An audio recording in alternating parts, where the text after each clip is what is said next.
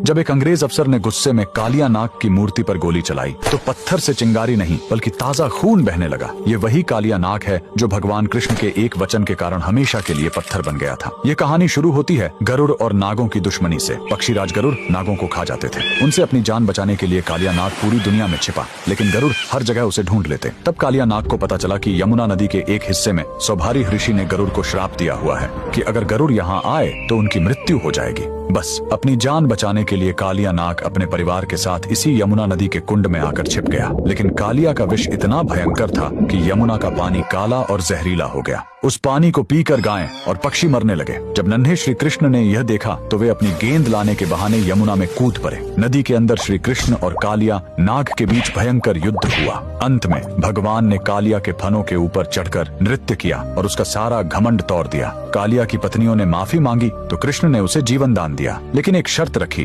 तुम्हें अभी इसी वक्त यमुना छोड़कर वापस समुद्र में जाना होगा। जाते समय भगवान ने उसे एक चेतावनी दी, जाते समय पीछे मुड़कर मत देखना, वरना जहाँ देखोगे वहीं पत्थर के हो जाओगे। कालिया नाग अपने परिवार के साथ निकल पड़ा, लेकिन जैसे ही वह ब्रज की सीमा पर स्थित जैत गांव के पास पहुंचा, उसके मन में एक बार फिर वृंदावन को देखने का मोह जाग उठा। उसने सोचा एक आखिरी बार देख लूं, और जैसे ही उसने पीछे मुड़कर देखा, श्री कृष्ण के वचन अनुसार वह तुरंत वहीं पत्थर की मूर्ति में बदल गया। कहा जाता है कि उसकी पूंछ आज भी जैत गांव के जमीन के नीचे से लेकर वृंदावन तक फैली हुई है। सदियों बाद जब भारत में अंग्रेजों का राज्य आया तो उन्हें इस कहानी पर विश्वास नहीं हुआ। सच्चाई जानने के लिए एक अंग्रेज अफसर ने मूर्ति के आसपास खुदाई शुरू करवाई, लेकिन खुदाई का कोई अंत ही नहीं मिल रहा था। झल्लाहट और गुस्से में आकर उस अफसर ने अपनी बंदूक निकाली और कालिया नाग की पत्थर की मूर्ति पर गोली चला दी। तभी पत्थर के उस घाव से खून की धारा फूट पड़ी। ये चमत्कार देखकर अंग्रेजों की रूह कांप गई और वे वहां से दुम दबाकर भाग खड़े हुए। आज भी जैत गांव में वह मूर्ति मौजूद है। कमेंट्स में जय श्री कृष्णा जरूर लिखें।